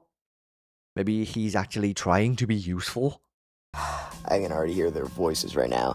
Oh, where is Pancake? Oh, he's so mysterious not being here. Oh, that's so much mysterious aura. Well, I have another way to get more aura. And I need to find where I get my stuff. Dude, the challenge is not to farm aura. And even if it was, I still don't think you'd have a chance of winning. Back with Team Cloudy, Snapchat is begging to hold the radio because she just really wants to, apparently. And despite Butter's protests, because apparently Snapchat was mean to them, and Butter tries to prove that with definitely real video evidence. Definitely real. But yeah, despite that, the radio changes hands. Yeah, so Butter, why don't you look for it in my beautiful, silky, lotioned, creamy, silky smooth, black-colored palm? Where is it? See, look! I knew this would happen! What did I tell you guys? I'm not dealing with this, I'm out. We gotta find it! Shut the f*** up! I'm gonna go take a nap! Stop yelling! Oh yeah, I got that radio. Now, the next thing I'm gonna need is an abandoned building. And by the looks of it, there's one right there. Let's go! Yeah! Alright, time to finish my plan and get all the aura.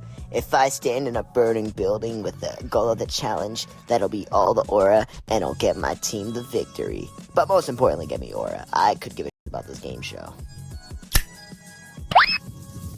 Take it in, ladies. I mean, good job yoinking the radio, Pancake, but I'm not sure about the burning building idea. I don't know, though. I guess I'm not an expert on being awful. Sapphire notices that he's in danger, and 3-Ball rushes in to save the day.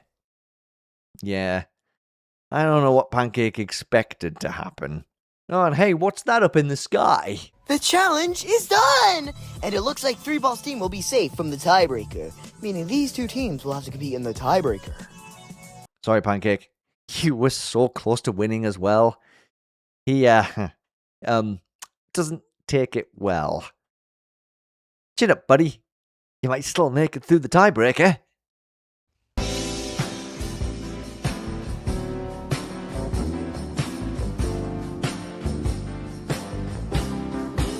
Isn't she lovely?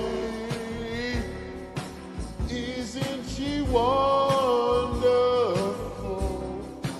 Isn't she precious? Less than 1 minute old. I never thought through love we'd be making one as lovely as she. But isn't she lovely, made from love? Okay, maybe you don't deserve to make it through the tiebreaker. But speaking of the tiebreaker, and before I say tiebreaker so many times, it stops making any sense at all as a word, what is the tiebreaker challenge? Okay, guys, for the tiebreaker, I picked 2 people on each team, Hourglass and Slopeball, to do a 100-meter race. The first one to get to the finish line will be safe and make their team safe. The other one, their team will be up for elimination. Yeah. A race? Huh. All right. Well, he's doing nice, fair. Hey, wait a minute. Hourglass, no! And I was complimenting your colour scheme earlier. How could you do this? Well, they do go on to win, so Team Rainy are the first ones on the chopping block. Over to Weather now to kick off the elimination with a pretty nifty little sequence.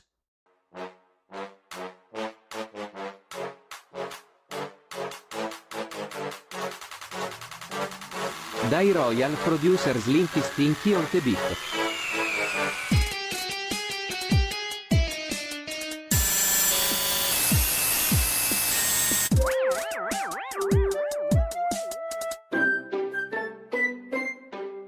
Alright, guys, so how the elimination works, you guys go in there, you write a name on a paper of someone on your team, and pretty much simple enough. So, get to it! I love the straight up honesty about forgetting the animation. Hey, don't sweat it, Twix. You took a lot on by yourself, and it's the first episode. We can give you a pass on that one. And we do also get that clarification that this show has contestant voting. All right. Could probably just only see this going one way. Pancake votes for Slopeball for losing the race, which is, a tad harsh since he got walloped in the shin with a baseball bat. But, I guess Pancake has to blame somebody. Ticket votes for Pancake for basically screwing up the entire challenge. Fair. And Periwinkle Bucket votes for themselves. For the lols. There's always one, isn't there? After all that, it's time to count them up.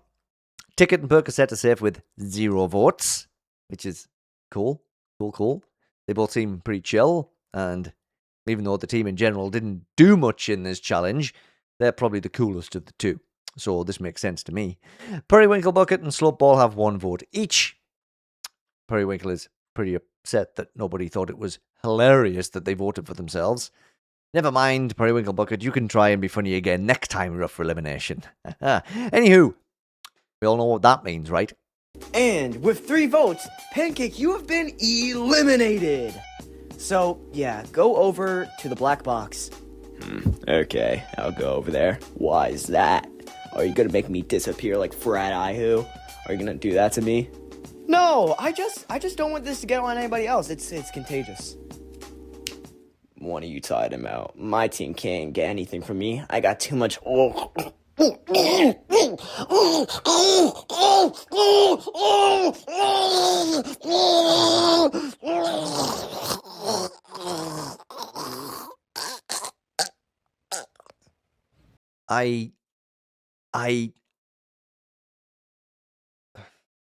Okay, I might not like the guy, but okay. Well, we know what kind of eliminations we're getting in this show after that fake out familiar. Bring on the dark counter. That was brutal. Awful, even. My chest tightened up watching and hearing that. And just think about how I'm going to feel when characters I like start getting eliminated. Oh, my word. What the heck was the deal with that, Weather? Anyway, guys, come back for the next episode of Best Source for Weather Information. No. Okay, you're not ending the episode off like that. What the hell was that? Well, Slopeball, I'm being so generous enough to lend you my power that literal gods have. I am literally Zeus. I am the Zeus of you guys. Okay? So shut up. Now, you think I'm just gonna give this away without any consequence? You have to put something else on the line. This is like gambling. It's like gambling. You're gambling with your lives, because that's the only thing you have that matters to me. Your lives. So,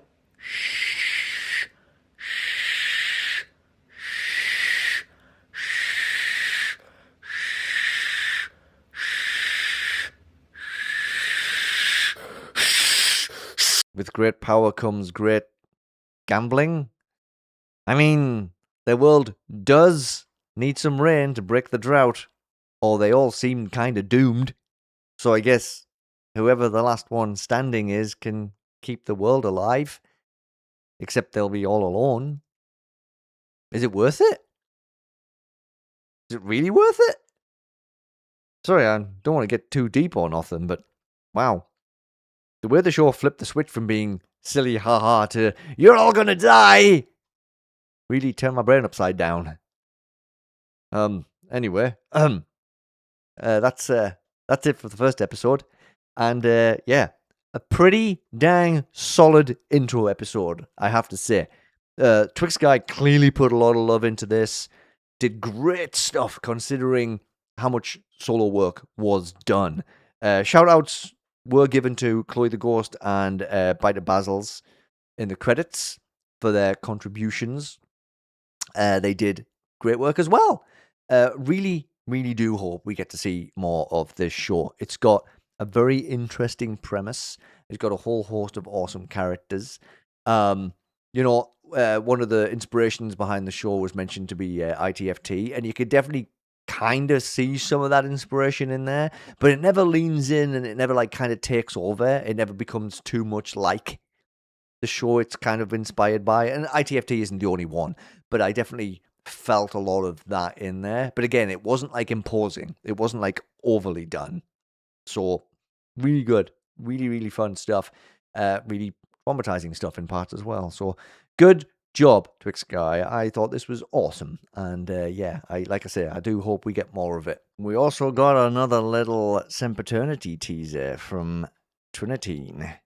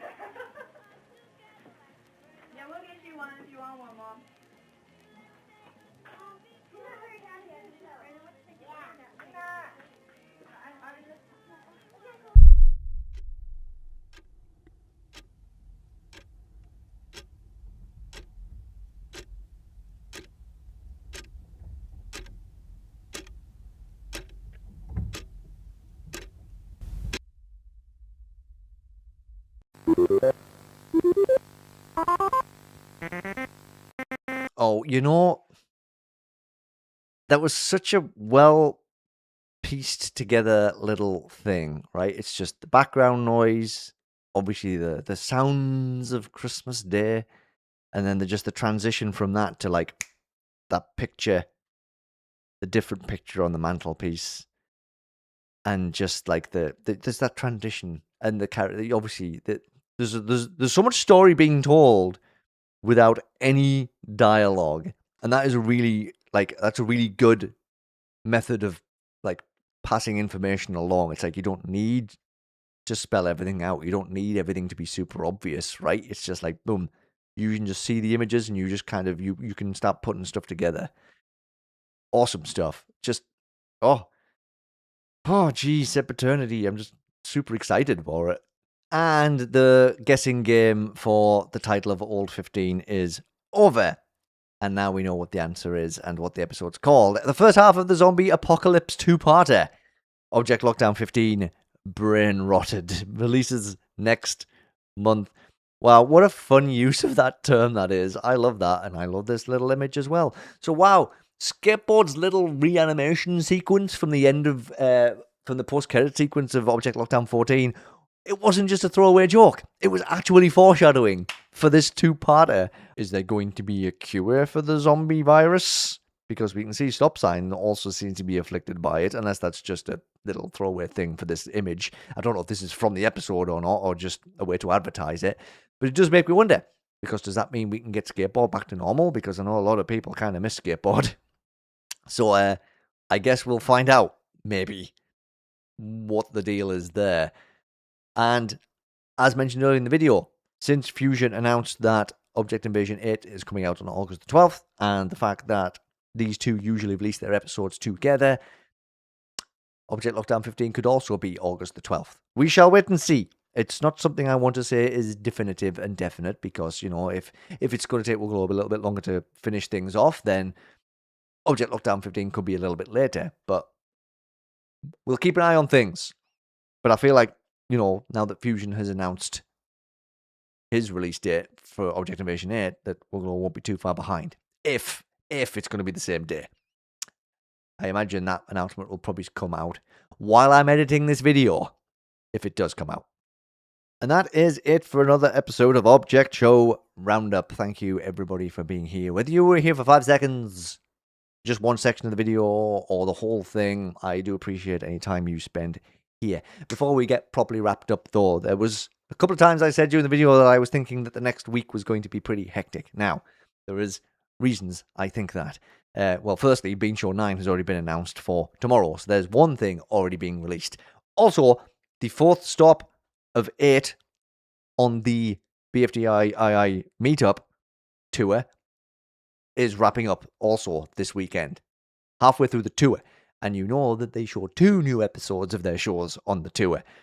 So since we're at the halfway point, that means that presumably, if they do this how you'd expect them to do it, down the middle, half and half, that starting at the next stop on the tour, it will be the next new episode of Teapot and the next new episode of II Season 4, which means they have to drop those episodes, the ones they've already shown on the tour. They have to drop them before they show the other new episodes, because everybody who obviously hasn't seen those episodes yet will need to be able to see them before they go and see the follow-up episodes.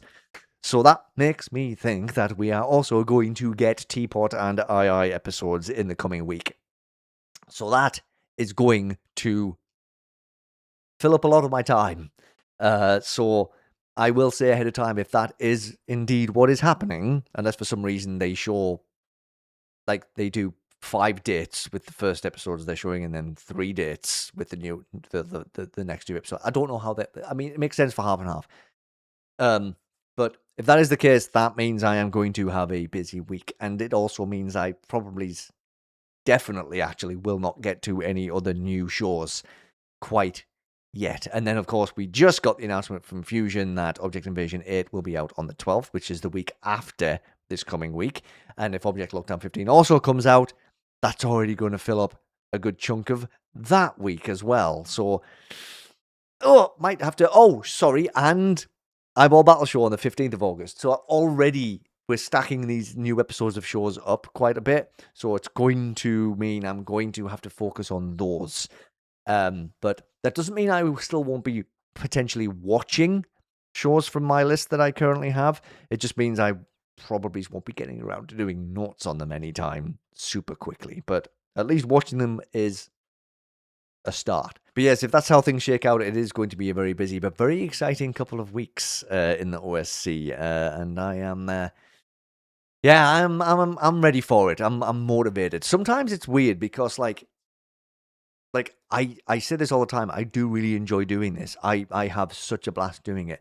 But like to be like 100% open book about this, there are some times when I know that there are episodes of things coming out and I get a little bit in my head about it. I'm like, how am I going to find time to go over all of this? How am I going to even manage it? So there are times when I feel a little bit overwhelmed. But with all of this stuff coming out, or potentially coming out, again, some of it's just how I think it's going to shake out. I'm actually excited and I'm motivated, and I'm already in my head thinking, I can do this. I've got this time and this time and this time. I can do it. And that's the other thing. It's like I always kind of know I'll be able to pull it out somehow. So I'm confident that I can get through all of this stuff regardless. And yeah, I'm excited for it. So we'll see what happens over this next couple of weeks and see how correct or incorrect I am with my predictions on episodes coming out. But yes, that is everything. Again, thank you all for being here. Don't forget to make the YouTube algorithms happy by liking the video, sharing the video, subscribing if you haven't subscribed to the channel already, dropping a comment if you want to have a chat. Join the Discord server too, which has got nothing to do with YouTube algorithms. I'm just really bad at advertising it. There is an Object Show Roundup Hangout server. If you want to pop in there, it is linked in the description below. And yeah, I guess that's everything. Love and appreciate you all. Take care of yourselves, and I will see you in the next episode, which may or may not be a very packed one. Toodaloo.